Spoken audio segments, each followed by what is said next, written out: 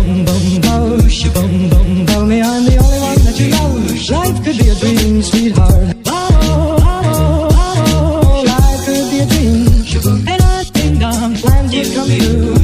Ain't a ding dong, spend my whole life loving you. Life could be a dream, sweetheart.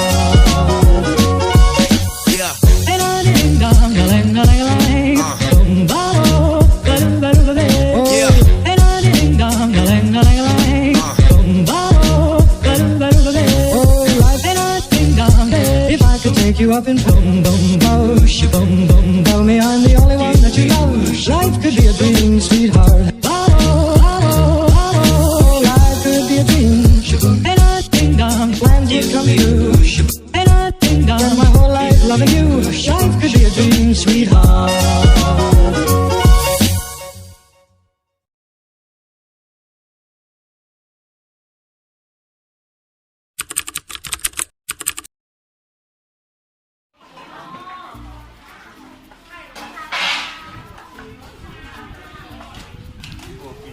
เช้านี้ก่อนจะไปเดินสำรวจน้ำตกห้วยแม่ขมิ้นนะครับพวกผมก็ได้มาเติมพลังที่ศูนย์อาหารก่อนก็ที่นี่มีเมนูหลากหลายให้เลือกซื้อกันนะครับแต่ว่าด้วยความที่ว่าเป็นศูนย์อาหารในอุทยานก็จะค่อนข้างมีราคาสูงสักหน่อยครับผม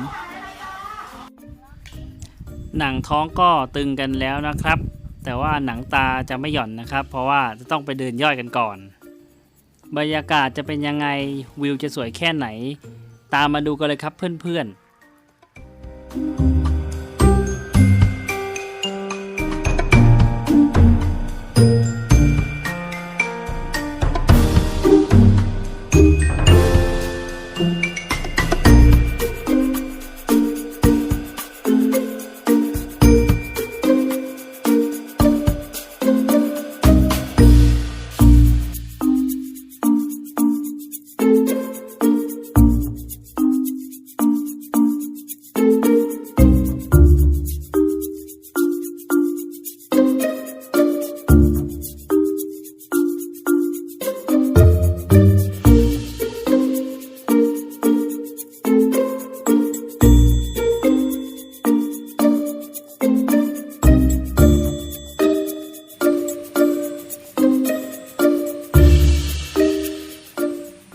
ไม่มีกิมบอลขอย่องแป๊บ นี่ขนาดย่องแล้วยังสั่นเลยอ่ะสู้กิมบอลไม่ได้จริงๆ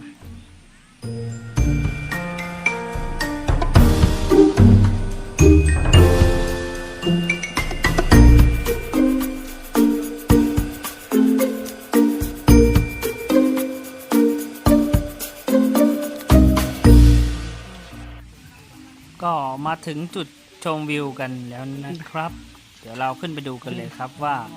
จะวิวสวยขนาดไหน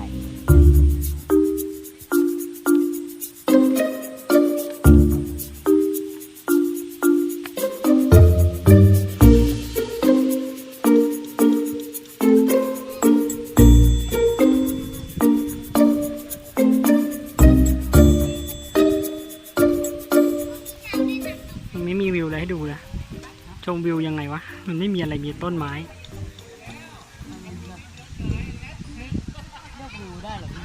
นั่นดิมันน่าจะต้องมีน้ำตกหรืออะไรเห็นนี่ไม่มีอะไร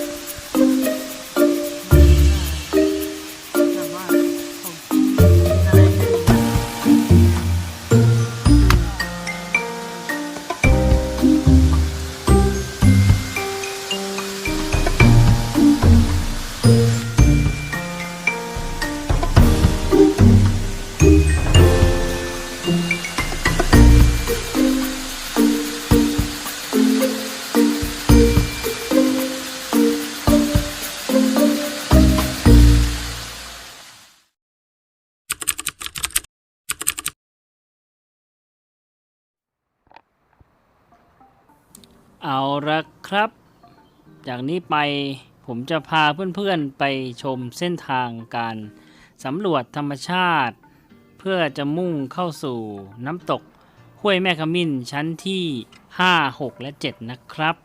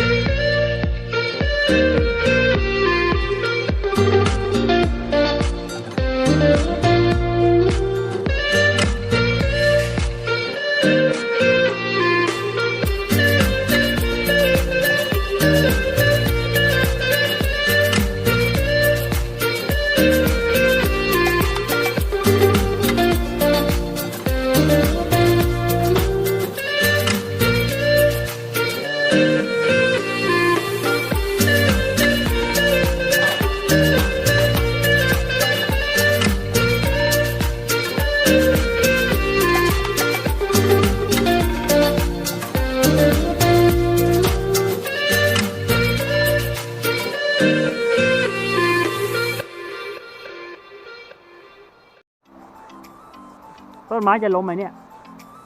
อย่าไปดันแรงอย่าดันแรงเดี๋ยวล้มก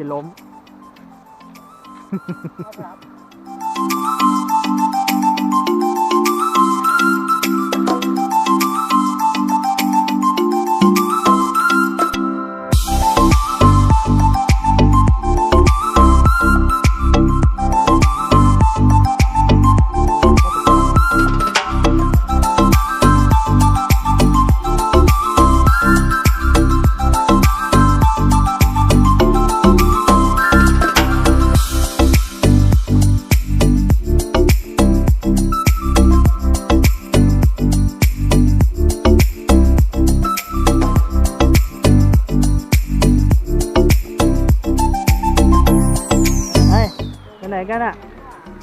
อะไรกันอะตัวเบลเลอร์เลยขนก็ดีด้วยเฮ้ยไปแล้วไปสำรวจเส้นทางธรรมชาติกันแล้ว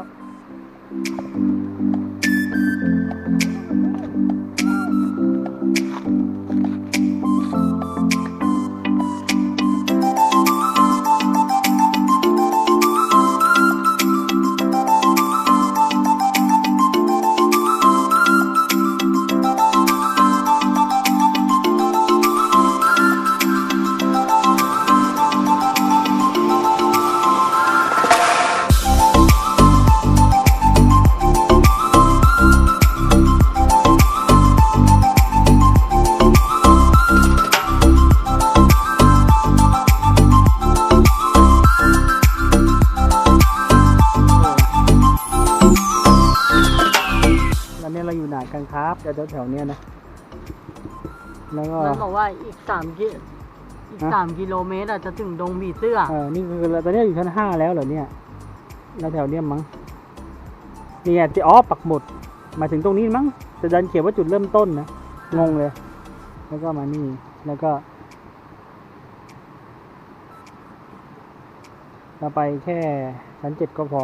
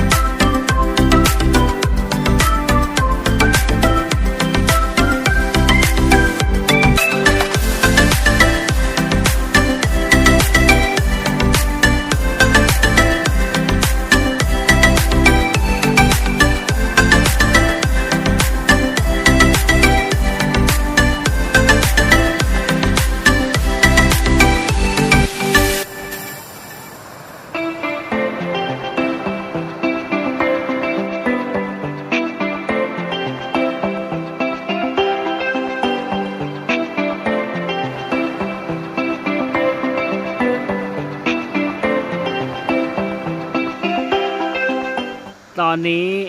ผมก็กลับมาที่ชั้น4กันแล้วนะครับเดี๋ยวเราจะเดินไปอีกทางหนึ่งเพื่อที่จะไปน้ำตกห้วยแมคคามินชั้นที่3 2 และ 1ไปดูตรง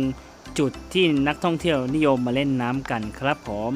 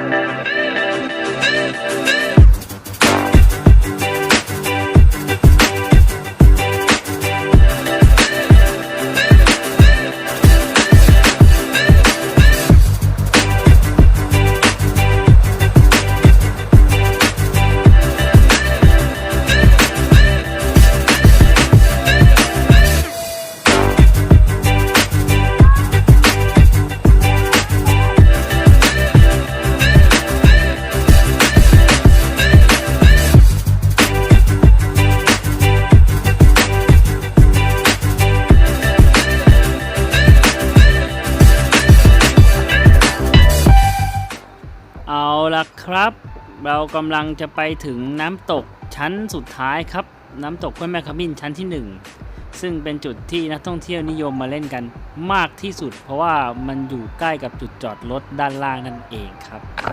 จากการที่ผมได้ไปทั้งน้ำตกห้วยแม่ขมิ้นแล้วก็น้ำตกเอราวัณนะครับผมก็บอกได้เลยว่าที่นี่นะครับมีความสวยงามไม่แพ้กับเอราวัณเลยครับแถมยังสามารถเล่นน้ำได้อย่างสบายใจกว่าที่เอราวัณอีกครับเพราะว่าที่นี่มันไม่มีปลาตัวใหญ่ๆมาคอยตอดให้เราเจ็บขาด้วยและที่นี่ก็ยังมีบริเวณเล่นน้ำที่ค่อนข้างกว้างที่เอราวัณจะค่อนข้างแคบนะครับยิ่งชั้นบนสุดนั้นกว่าจะขึ้นไปได้ก็เดินกันเป็นโหน่าจะ5 กิโลได้นะครับถ้าจำไม่ผิดกว่าจะขึ้นไปก็แย่แล้วก็ไปแออัดกันที่นั่นในขณะที่ห้วยแม่ขมิ้นนี่มีเขาเรียกว่าระยะมีขอบเขตของน้ำตกค่อนข้างกว้างทุกชั้นเลยครับสามารถบรรจุนักท่องเที่ยวได้มากมายเลยทีเดียว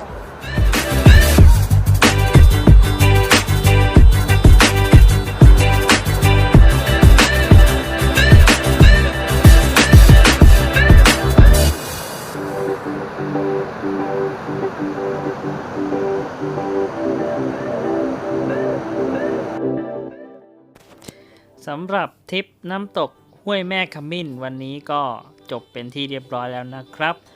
ระหว่างขากลับผมจะต้องขับลงผ่านเมืองกาญจนบุรีด้วยเพราะฉะนั้นก็กะว่าจะแวะตามจุดท่องเที่ยวสัก 2-3 แห่งก่อนที่จะกลับอ่างทองครับจะเป็นที่ใดบ้างก็โปรดติดตามได้ในตอนต่อไปเลยครับสำหรับวันนี้ถ้าชอบก็กดไลค์ถ้ามีประโยชน์ถูกใจก็กดติดตามเป็นกำลังใจให้ผมด้วยนะครับแล้วก็อย่าลืมกดกระดิ่งติดตามจะได้ทราบเวลาที่ผมอัพคลิปใหม่ๆและกดเข้ามาดูได้ทันท่วงทีครับสำหรับวันนี้ลาไปก่อนครับสวัสดีครับ